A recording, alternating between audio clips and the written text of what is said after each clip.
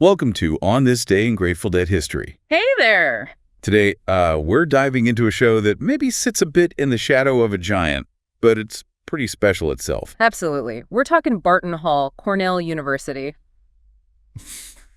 But not the 77 one everyone knows. Right, this is May 16th, 1981, and we've got a review here from GratefulDeadBook.com that gives us a good feel for it. Yeah, and it's significant enough that it actually got an official release, part of the 30 Trips Around the Sun box set. Oh, okay, so the band acknowledged its quality, too. Definitely. And the review, it really hones in on the energy, says it was surprisingly funky. Funky Dead at Barton Hall 81. Interesting. Yeah, not always the first word that jumps to mind, you know. The reviewer also notes, kind of a fun fact, they only played this specific hall 3 times. Only 3 times, wow. So there's this sense maybe that they really wanted to leave an impression each time they were there, you know, impress the Cornell folks. Makes sense. So what about the music itself, the first set? Kicked off, according to this review, with a funky stranger. Funky Stranger. Okay, that sets a tone right away. Exactly, not the standard rock groove. And then a string of classics followed, but played with real precision, but also, like, freshness. Any specific highlights the review pulls out? Yeah, it really points to Passenger and then Let It Grow, which came after High Time. Okay. Described as swirling, incendiary tours de force. Pretty strong words. Incendiary, yeah. Sounds like peak moments. Definitely. And for the deep listeners, there's apparently a quick little Nobody's Fault But Mine jam near the end of Truckin'. Oh, cool little detail. The reviewer also mentioned this feeling, this vibe in the air at Cornell that May, like some kind of magic afoot. So the energy was palpable even beyond the stage. It seems like it.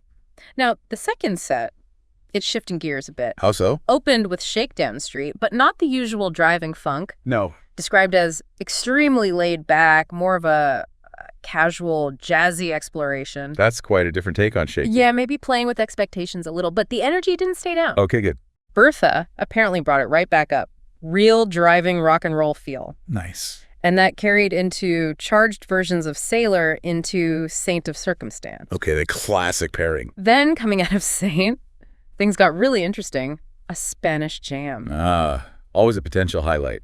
But this one, It was different. The review says it was unusually fast-paced, almost diabolical for a few minutes. diabolical. Whoa, that's intense. Yeah, before it sort of opened up into a more, you know, typical jam heading into drums. Sounds like they were really pushing things improvisationally there. Absolutely. And the back end of the set was strong, too. Post-space delivered, culminating in what the review calls a triumphant Stella Blue closing jam. Triumphant Stella Blue. Nice way to wrap the main set. And the encore. An inspired take on Uncle John's band. Oh, perfect. Yeah, played with both spunk and kind of folky charm. Nice touch. It really sounds like that feeling the reviewer mentioned the band wanting to impress at Barton Hall came through. I think so.